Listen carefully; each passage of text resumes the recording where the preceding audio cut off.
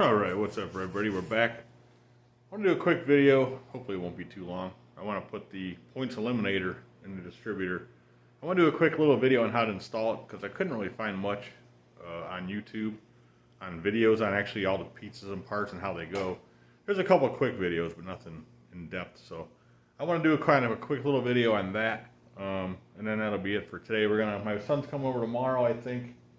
We're gonna try to get a bunch of stuff done on this thing tomorrow, so there'll be some video of that probably. So let me pause you, move you around. As you can tell, it's cold in here.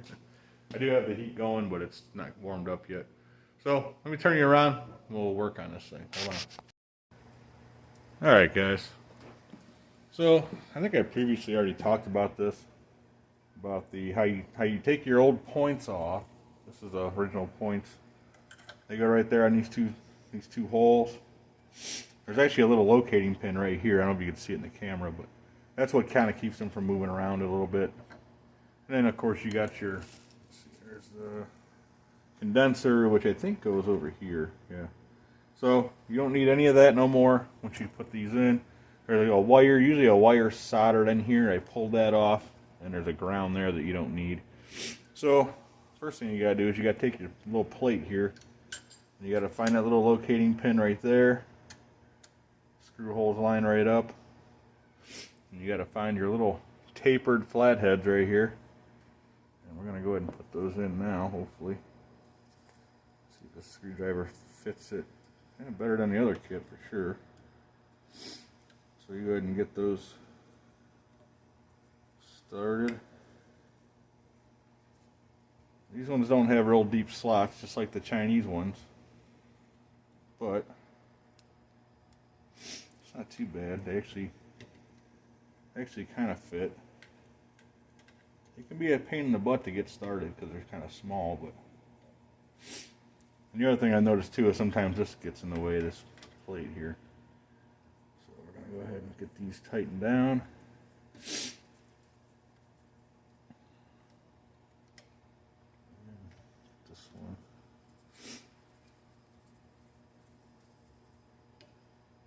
Make sure these are nice and tight. You don't want to strip anything, but you don't want to make sure they're not loose. Wiggle it, it's good. Alright. This is kind of important. It comes with this heat sink compound. You got to put that on this plate, and then when you put the module on, it gives it like a thermal, kind of like a barrier, I guess. So let's see, I don't know exactly where you open this at. Get the knife out.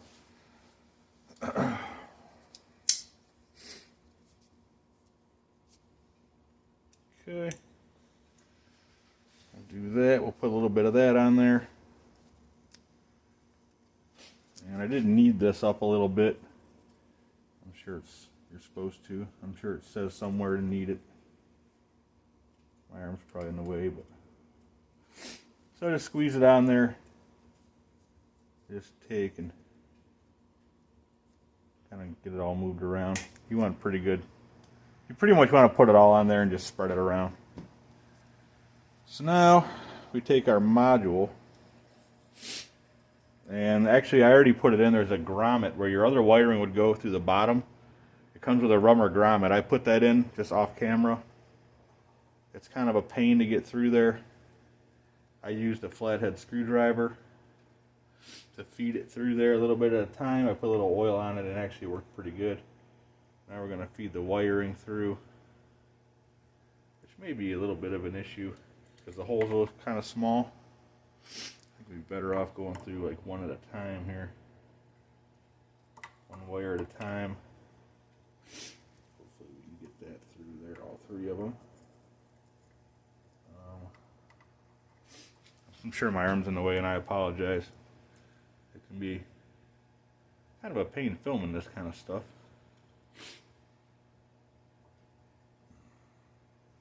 I think last time I put one of these in, I didn't even use the grommet. It actually worked out just as fine, just as good. Now you don't want to damage these little connectors on this wire because I'll show you in a little bit, but they clip into this plastic piece for your other wiring harness. So, but I mean, it'd be hard to kind of mess them up real bad, I guess. So we're going to gently grab them with some needle nose here. Just kind of pull them through carefully.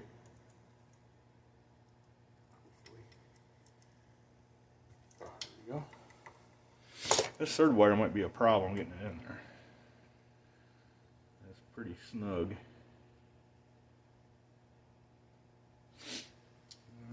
Probably use needle nose to feed it in there too.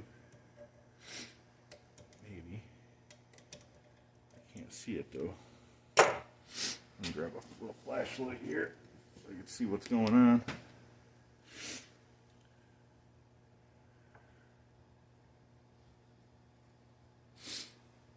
It's definitely hard to feed that last wire through there. It's going, but it's not the easiest. I'll push it a little bit. All right.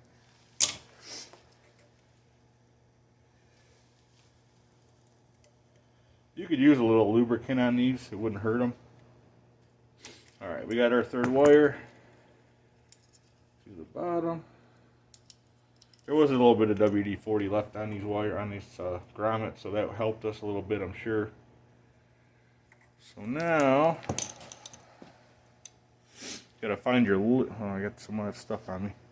You gotta find your little tiny Phillips heads. And we're gonna take, there's two little holes that you gotta thread them into here. Now the side the wire's on is kind of a pain. They're both kind of a pain to get in there and started. So flathead, Phillips screwdriver. Hopefully this one's. It's kind of a pain to get in there. What I'd probably better off starting it in the hole, getting it in the hole first, and then trying to start it maybe.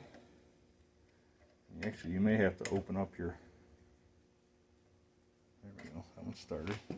You may have to actually open up these. What do you call them things? You may have to open those a little bit to get your screwdriver in there. I had to do this on the last one. It was kind of a pain.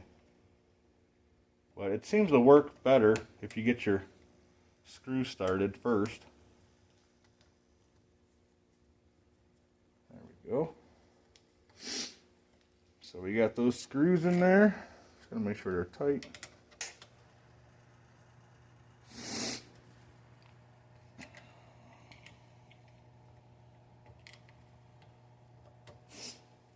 Okay, so now the fun part. A little warm over here.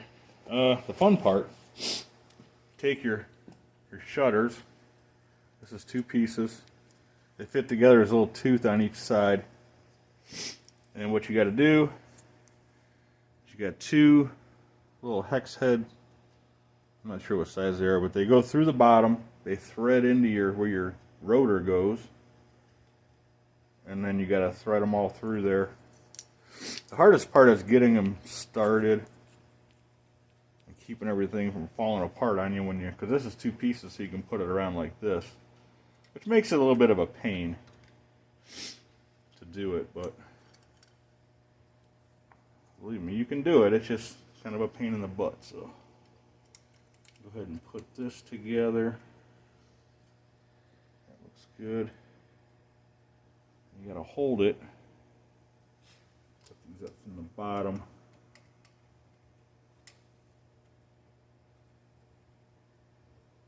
Actually, these don't fit very tight either. The Chinese one didn't fit really that good. I thought it was just cheap Chinese crap. Well, it turns out this one's cheap Chinese crap too, but this one actually is a name brand, and it's got. Once you get it started and you get a little bit, you can use your fingers just to twist it.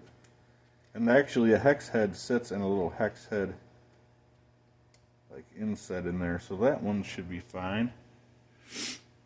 The hardest part is getting them started. And I see we're running into the same problem here that we had on the other one. This one to hit. We'll take a look at that in a sec. these started.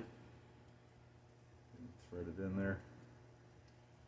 Like I said, this hex head fits into a hex part on the shutter itself, so the waste may not be in there all the way on the other one. You got to make sure it's seated all the way so it clears the module, that yellow part. So that's probably the issue here.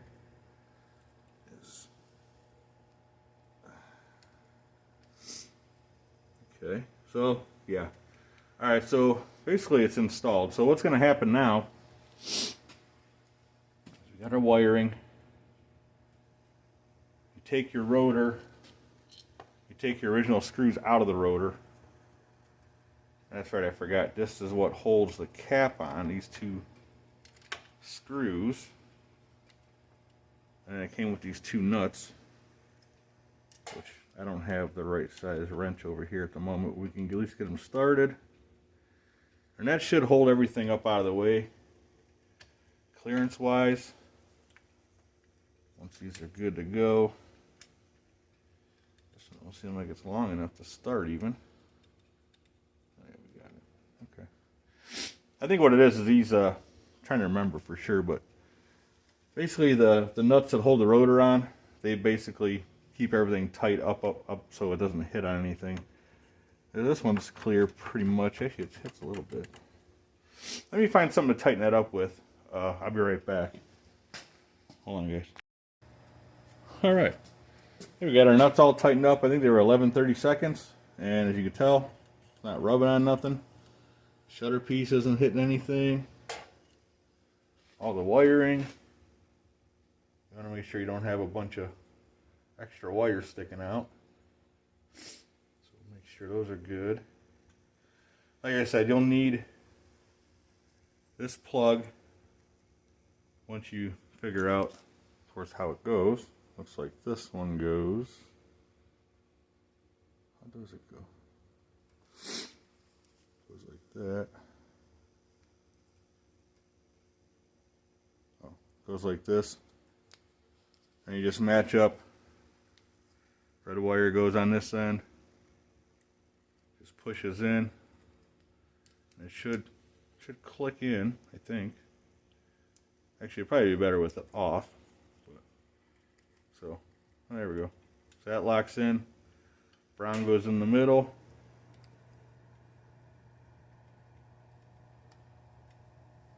Brown one's giving me a little bit of rough time. Doesn't want to go. Huh. I don't know if maybe something got damaged when I put it through there or something. I'm not sure. Not sure. So, and then the green one goes on the end. You just basically just follow what you got there. Make sure you got the plug going the right way. And there it is. The red one popped out too. The brown one actually went in, now it's good, but now the red one popped out. I'm not sure why that is. Yeah. Maybe not fitting into the hole. I don't know. I gotta look at that. But anyway, that's basically how it goes. You might have to take it back off and look, and maybe you got like a little part of the plug isn't working right, isn't fitting right or something. But oh, I see why. It's kind of bent a little bit. That's why. It got bent and it's not sticking through there straight. Like I said, this sometimes with this stuff, especially if you use pliers or have a hard time getting it through there like I did, you may have to mess with it a little bit. It's just how it is. Pretty simple stuff though. And you might have to take and manipulate it a little bit to get it to go in there, but it'll go. And it's all. There we go. All right, now we're in there. Okay, that's pretty much it. Now I looked up, like on the instructions, it tells you, depending on what coil you're going to use. I don't have a coil yet, I actually ordered one. But it tells you in in the instructions here, it tells you different coils and how to wire them. So I'm gonna use the accel. Where is it? Accel 8140 coil. They're like 39 bucks. That's the yellow super stock coil. And basically it wires up like the other one. The ground, which is, oh, that's so small. The green wire goes to the ground of the coil. The red wire goes to the power side of the coil, and then it goes from the coil to a power source, by battery, ignition switch, whatever. They have to be on some kind of switch. And then the brown wire just goes to ground on like the motor or whatever. So, very simple. Tells you how to do it all in here. It actually also tells you how to install everything. Didn't come with a sticker though, but whatever. So, that's about it, guys. Very easy. You guys saw it all in real time. I didn't, didn't hide nothing or pause. The only thing I paused it for was to get I had to find a nut driver to fit the nuts. I have no idea what this little wire's for. Maybe it's for if you're going to use a different coil or something. I didn't figure it out. I didn't even look for that.